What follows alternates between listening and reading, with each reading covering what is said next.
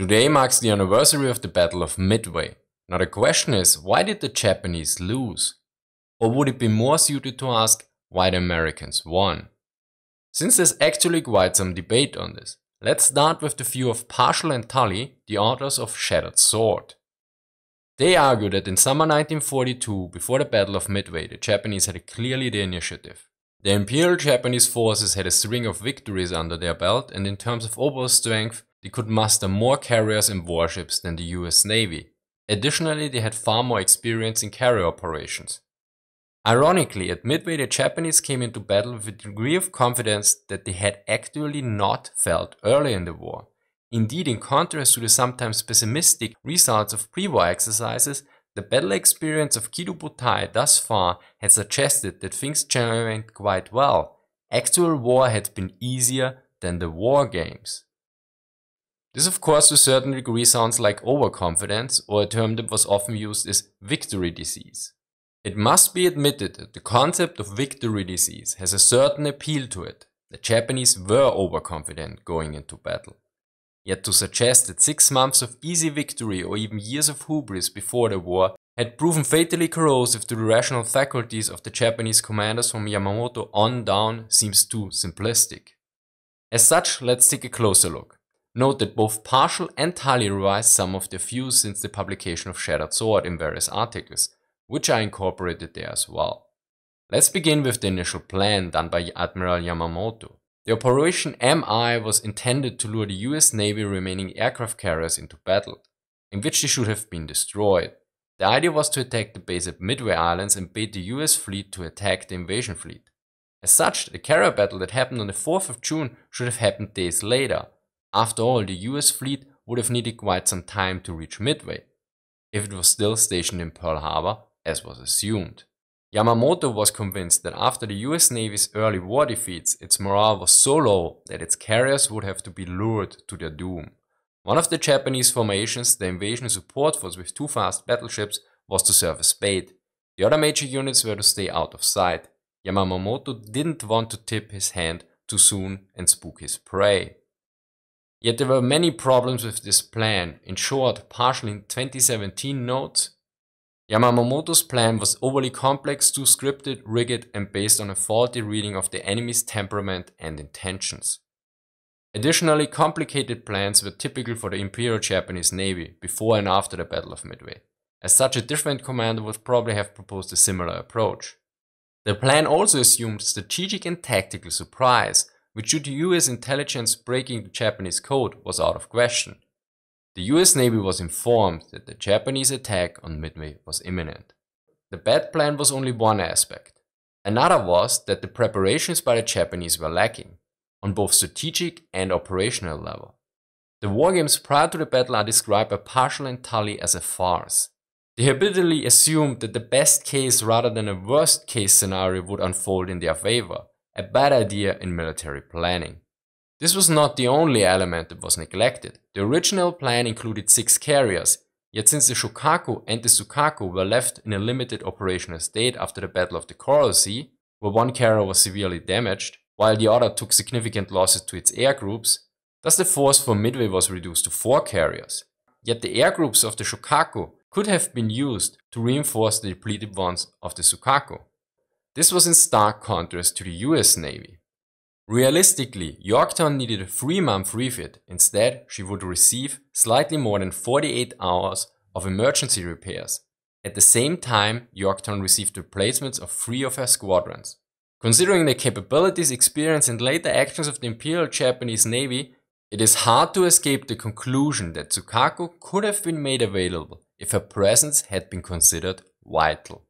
Of course, it should be noted that the Japanese assumed that after the Battle of the Coral Sea that they had sunk 2 carriers, while they only sunk 1. Thus they assumed they would have at worst 4 carriers against 2 of the US Navy. Yet it turned out to be 4 against 3. And since US carriers had larger air groups, the numerical difference was rather small in terms of aircraft. This situation that the Japanese didn't try to add another carrier to their force is quite ironic, considering that they put a strong emphasis on massing naval air power early on. The real concentration of naval air power came in April 1941 with the creation of the first air fleet, composed of 3 carrier divisions, 2 seaplane divisions, and 10 destroyers. As such, the Imperial Japanese Navy's ability to launch coordinated attacks from multiple carriers was unmatched by any force in 1942. Actually, this level of coordination wasn't achieved by the US Navy until late 1943, early 1944. Some argue that this concentration was a key element that allowed the Japanese their early victories and thus bringing more carriers and aircraft than the enemy was actually the recipe for victory. Thus, without realizing it, the Japanese had ironically disproved their own cherished notion of quality over quantity. Instead, quantity had arguably been the critical factor in Japan's seminal victories to date. Given that fact, bringing the entire carrier force to an operation such as Midway was absolutely imperative. As a result, the Japanese actually didn't have a substantial numerical superiority, as is often implied by titles like Miracle at Midway or Incredible Victory. The Imperial Japanese Navy had 20 warships present at Midway, while the US Navy had 25. The Japanese had 4 carriers with 248 aircraft, whereas the US Navy had 3 carriers and 233 carrier aircraft. Additionally, there were around 120 aircraft stationed at Midway itself. Yet at the same time, the US victory at Midway at this point was not anticipated. As such, one could argue that it was a surprising victory based on the contemporary assumptions and perception. Yet less so if one looks at the numbers alone. Now we know that the odds were not in the favor of the Japanese, and that due to US intelligence, any chance for a surprise attack was gone. As such, the question needs to be asked, did the Japanese intelligence fail completely? Well, not really. There were indications that the base at Midway was prepared. A Japanese submarine had conducted recon around Midway and delivered a comprehensive report 2 days before the battle. The atoll was mounting an average of 100 flights daily. The seaplanes were gone much of the daylight hours, meaning that they were patrolling aggressively out to great distances. At night, blazing work lights indicated the construction was proceeding around the clock. Some suggest there might have been a communication breakdown, and thus some information might have not reached the Japanese forces. Yet reports indicate that they were informed by various American activities. Akagi's report specifically notes increased patrolling by American aircraft operating out of Midway starting around 29th of May. It also cites the increased presence of enemy submarines whose goal was apparently reconnoitering the Japanese forces. Crucially, both of these items were described as having been derived from either radio intelligence and/or Japanese reconnaissance aircraft. This seems to be a crucial oversight that had several implications. Accordingly, their preparations all but dismissed the possibility of a carrier battle on that first day. Additionally, there was little caution or pessimism present. Of course, one could argue that the Japanese so far had suffered no major defeats. After all, they assumed that they had sank both carriers at the Battle of the Coral Sea, while in reality it was only one. Yet they also aborted their invasion there. Seemingly, they did not expect an enemy carrier force showing up. So some level of caution would have made sense. After all, the American carriers, all of them, had already demonstrated that they could appear practically anywhere on the perimeter of the empire. There were no safe missions such as Combined Fleet's envisioned Operation MO to be. Now, one point that is often brought up is that the scouting scheme of the Japanese used during the Battle of Midway was flawed and as a result led to the late detection of the US fleet. This aspect has been covered well in an article by Anthony Tully and Lu Yu from 2015. They note, in sum, Nagumo's searches at Midway may have turned out to be inadequate, but they represented the norm for both sides at this point in the war. Furthermore, indeed, there is a final irony here that the 4th June search was actually better than almost all other searches made by either the Japanese or the Americans when no enemy fleet opposition was expected. As such, the Japanese scouting plan was not the problem. Instead, the underlying assumption that they would not meet an enemy fleet opposition was. This assumption led to a series of cascading failures that in combination with other factors led to the Japanese defeat. Which brings us to the final point, namely the reaction once the information came in that the US surface fleet was spotted. The situation at this point is rather complicated. First, the scouting information only noted a surface fleet. No indication if it included carriers or not. Second, the Japanese didn't expect an US fleet to show up. Third, the reported position made little sense in relation to the ordered flight path of the scout plane. Additionally, at this point the Japanese were rearming their reserve aircraft for a second strike against the base at Midway. Since the first strike was not enough, minutes earlier the carrier group was attacked by US planes from that base. In one case a bomber almost crashed into the bridge housing the commander of the operation and his staff. Furthermore, the first strike was bound to return rather soon. As such, quick decisions were necessary and the stress on Admiral Nagumo was severe in both responsibility but also direct physical threat to his life. Theoretically, it should have been possible to launch a partial strike group against the US fleet, as outlined in Shattered Sword. Clearly, even without the full torpedo plane complements from Akagi and Kaga, Nagumo had the potential to launch a powerful, well-balanced strike package. The 64 attack aircraft he had available immediately were easily capable of sinking 2 American carriers outright if properly employed. In fact, this group of aircraft represent more than twice the aggregate firepower that the Japanese would actually manage to throw at the American carriers during the day's later actions. Yet one of the same authors in a recent article doesn't note this as a fault by Nagumo anymore. As such, I don't know if this aspect has been refuted, since the second author noted in another article that the book Shattered Sword was too critical of Nagumo. So let's make a short summary here. The Japanese had a rather limited plan that assumed strategic and tactical surprise. Additionally, they didn't bring the maximum number of fleet carriers to the battle. Furthermore, they still continued with this assumption even after intelligence indicated activity on Midway. As such, Parshall and Tully concluded in Shattered Sword, the Japanese defeat was not the result of some solitary crucial breakdown in Japanese design. Rather, what appears is a complex, comprehensive web of failures stretching across every level of the battle, strategic, operational, and tactical. Now this is in contrast to the historian James Levy, who criticized several points of Shattered Sword and notes, "Yet maybe, just maybe, the Japanese did not lose the battle, perhaps the Americans who were very good and very lucky won it, which leads me to ask whether any such explanations and approbations as historians have meted out are needed to understand what the Japanese were doing during Operation MI, the campaign to capture Midway and defeat the American fleet." Let's start with the plan. Yamamoto's plan was criticized by many. Yet Levy notes that the plan was not at all foolish. He notes that it was important for the Japanese to attack because waiting for the US Navy to retrieve 2 carriers from the Atlantic and repairing another one was clearly not particularly smart.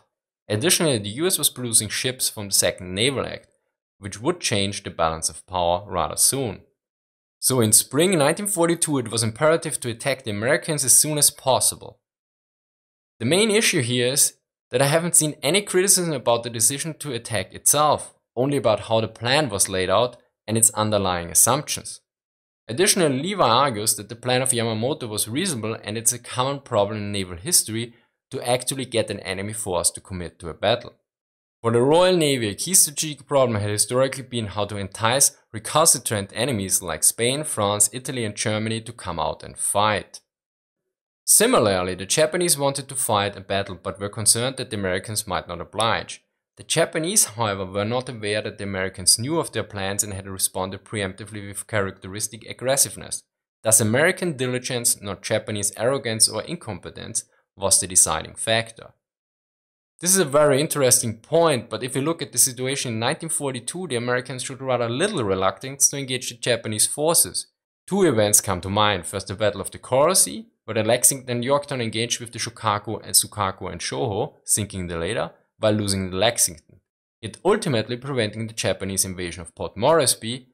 And then there's of course the Doolittle raid, the launch of B-25 bombers near the coast of Japan that led to a bombardment of the home island. Although of little military value, the psychological impact on the Japanese was quite significant. As such, I would say that Levy has a point here, yet considering the Japanese intelligence on Midway and primarily experience with US aggression, it was not only American diligence but also Japanese oversight or unwarranted optimism. Besides that, Levy also notes several points that the Japanese clearly could have done better, yet he notes, all these actions would have been prudent, but none would likely have changed the outcome of the battle, because the Americans did very many things right. Brilliant code breaking was combined with an outstanding application of the intelligence thus obtained. Admirals Jack Fletcher and Raymond Spruance bravely and correctly launched their strikes before all the relevant information was in, and at an uncomfortably long range. Yet this view is way too fatalistic in general, and especially considering the serious fortunate or unfortunate, depending on the side, occurrences during the battle. Additionally, we should not forget that after 3 of the 4 Japanese carriers were just burning hulks, the Japanese launched a rather small air group that ultimately sunk the carrier Yorktown. It also contradicts to a certain degree his introduction. The victory of the US Navy over the Imperial Japanese Navy on 4th June 1942 was both clear and unexpected, since by many criteria the Japanese fleet was both qualitatively and quantitatively superior to its US counterpart. Historians have felt a great need to explain the outcome of the battle. The superior US intelligence clearly had a major influence on the battle, but if the Japanese wouldn't have expected both tactical and strategic surprise on their part, which was not warranted for, the Battle of Midway very likely might have turned out far less clear and unexpected than it did.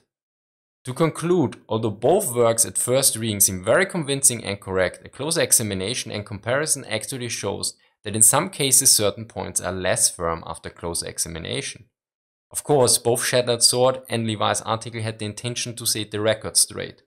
As such, in some cases points were likely driven further in order to counterweigh existing perceptions and or incite debate. Additionally, the authors of Shattered Sword meanwhile have nuanced various aspects of the original work. Yet it is a good reminder that an argument without a counter-argument appears usually very impressive and convincing, yet ultimately can be quite misleading. If you enjoyed this video and want more, consider supporting me on Patreon for more sources and field trips. A big thank you here to Justin for review and vital input. As always, sources are linked in the description. Thank you for watching and see you next time.